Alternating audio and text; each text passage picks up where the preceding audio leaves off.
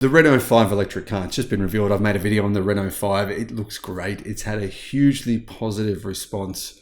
Now, Renault, in spite of the fact that the Renault 5 has actually been the vehicle that Renault received more pre-orders for than any other car in the company's history, they're still saying they're all in on internal combustion and EVs just on the side.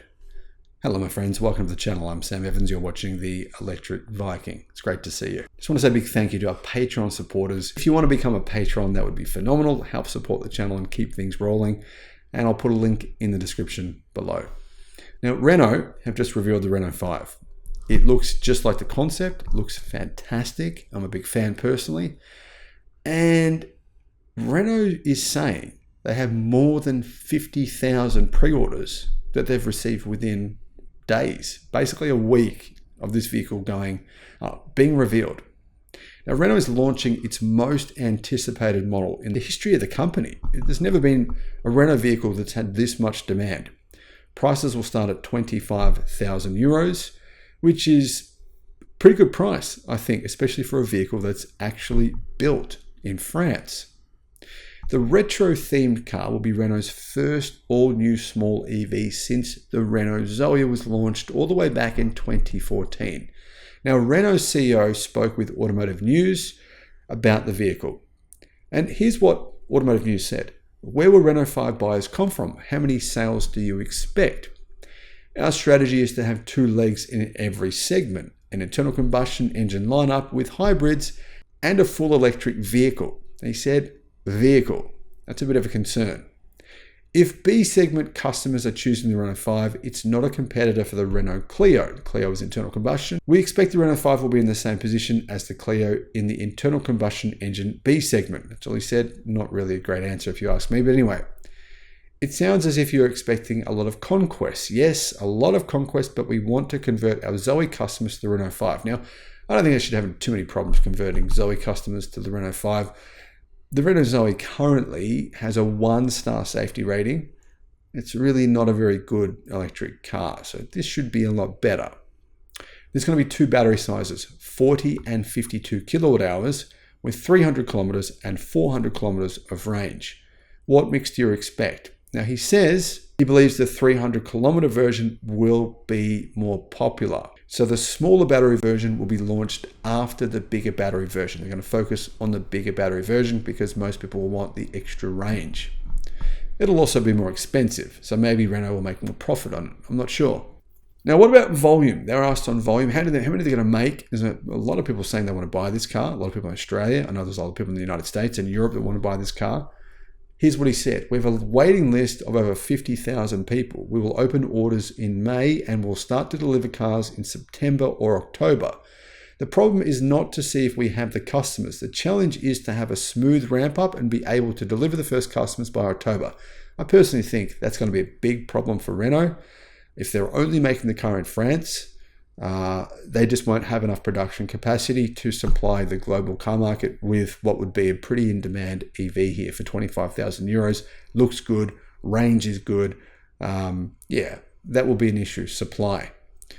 We're building the Renault 5 and most of the components in the Electricity in France help to ease the rollout, said Automotive News. Well, it's a strategy we choose to keep the car's development, supply chain and production as close as possible to our customers. It will be an advantage in terms of logistics, costs, and speed of delivery. So here you see Renault basically admitting that their primary focus for the Renault 5 is not the US, not Australia, not China, not Southeast Asia, it's Europe.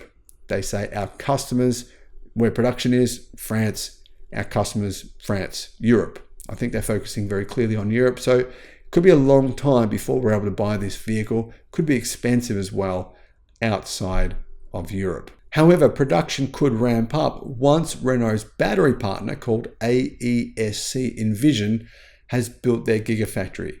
Apparently, Renault and AESC are building a battery gigafactory in France, and that factory will begin production in 2025. So there won't be that many vehicles produced this year based on battery supply issues. Now, the company was asked, Renault was asked, what's your EV goals? So what is your EV strategy? Here's what the CEO said. The internal combustion cars we are selling are mostly full hybrid. I'm not sure what full hybrid means, mostly hybrid. So they are very efficient. Regarding our EV strategy, we are going to continue our progress on cutting costs and transfer some of the gains to the costs of the car to have more competitiveness in the future.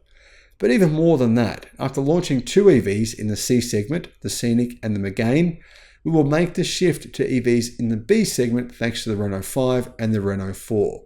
The biggest volumes in the shift will come in the B segment. Now, clearly Renault's being very quiet on what it really plans to do when it comes to electric cars. Now, Renault is saying that they are actually putting their faith in combustion cars for the next decade. Now, officially the report is this: Renault will continue to have internal combustion engines in its range for the next decade at least, as it hopes to offer consumers a separate lineup of EVs. And obviously, it's not really making a profit out of EVs, so that's a challenge.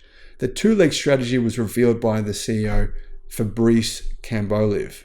The approach hopes to allow the automaker to react to market trends following a slowdown of what they say is a slowdown in EV adoption. But if you look at EV sales so far this year, EV sales in Europe have actually gone up by 29% versus last year. I wouldn't call that a slowdown personally. Now, Renault has been cautious in announcing their EV ambitions. In 2022, Group CEO Luca de Meo predicted that Renault's European lineup would consist solely of EVs by the end of the next decade. But he added a caveat that it would ultimately depend on market conditions. Now, the company have said that they will have, in 2040, at least 40% of their vehicle sales will be gasoline, internal combustion. At least 40% in 2040. In my opinion, that's pretty strange. Clearly, Renault is not that bullish about its electric vehicle outlook. It realizes it's got to compete with China, with Tesla, and that's not that easy to do. So personally, I think Renault will be one of those companies that will continue to shrink. Its total sales figures will continue to go down as they have over the last decade. And eventually, it may be purchased by some Chinese conglomerate in much in the same way that MG, probably Nissan, will be eventually as well. Many automakers will shrink and they will be acquired by other foreign companies. I could be wrong on this, but I think that's likely to happen. Thank you for watching. Bye-bye.